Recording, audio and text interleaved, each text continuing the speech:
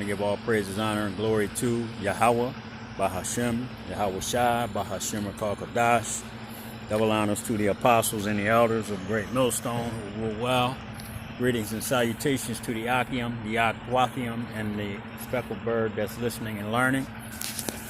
Yeah, I'm up here in the mountains again, dropping off a load. You know, that's normal. I thought I'd put something up real quick, man.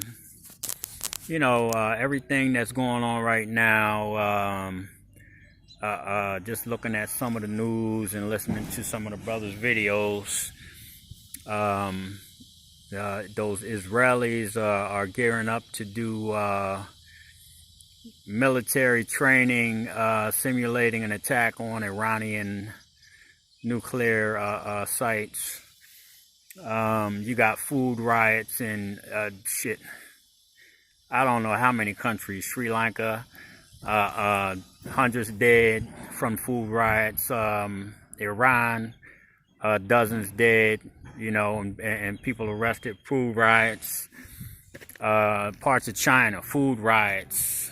There's food riots everywhere right now. And pretty soon, you know, these food banks are going to run out of food, and then you're going to start seeing those types of things taking place over here. And those that can afford it now and very shortly aren't going to be able to afford it. So we're getting ready to come into, and then you have the World Health Organization, and I brought this up at a camp, the monkey Tupacs, okay? And I ain't gonna say it outright because they be watching and listening and shit, and I'm making a statement about the World Health Organization, so I have to be very careful what I say.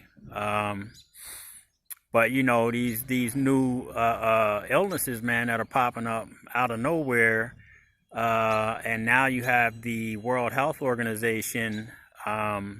They just signed or are about to sign a treaty that when a health emergency comes up in any country, they can institute their policies, regardless of the sovereignty of the nation. That includes the United States, man, with its Bill of Rights, man, and all those other things. Their Constitution, man, that shit's all going to go out the door. It doesn't really mean anything anyways, but when you look at everything that's taking place right now, man, they're gearing up to shut you people down, man. Okay? Gearing up to shut you down. Gearing up to enslave you digitally. Okay? You got countries like, I think over in Europe, was it London? I think the brother was talking about that they're going to go totally on biometrics. Okay? You can't buy with cash or a card anymore, and there's a couple other countries that are pushing that right now too. You see, so the last but not least, man, and the worst one is going to be here in America, because these people are going to lose it. These people are going to lose it. There's going to be a lot of death here in America. And something that my wife brought up. Our sister-in-law, my wife's brother's wife, came over to the house yesterday because she's been inquiring, man. She's been listening to what we talk about. We've talked to them on several occasions. Well, I have, about the scriptures and about everything that was going to start to take place. And now she's really getting nervous. And she told my wife that her husband, my wife's brother, had talked to a neighbor. And the neighbor and my wife's brother, were basically talking about that war's coming. Okay? Now, he was a contractor over in, I believe it was Afghanistan, when all that shit was going on. And, he's Northern Kingdom, man. And, he's about, he has his own business and everything. And he's about, the American dream, man. But now he's seeing that the American dream is really an American nightmare. And from what my wife told me, that his wife they were talking about was, one of the neighbors and her brother were talking, and he said that it's getting ready to get bad. Edomite, he was talking to one of his neighbors. It's getting ready to get bad. If you guys want to come over to my house, I got guns, I got this, that, and my wife didn't tell me this while she was still there. She told me after she left, and my first thought was, he's setting them up, for, basically, it sounds like a setup to me. Okay, I got all the guns. Your wife's pretty. You got two young kids. Okay, you come to my house. I'll take care of you for a couple days. I'll find a way to kill you. Now your wife is confused and she's hurt and she's gonna look for protection, and she'll do anything to protect herself and her kids.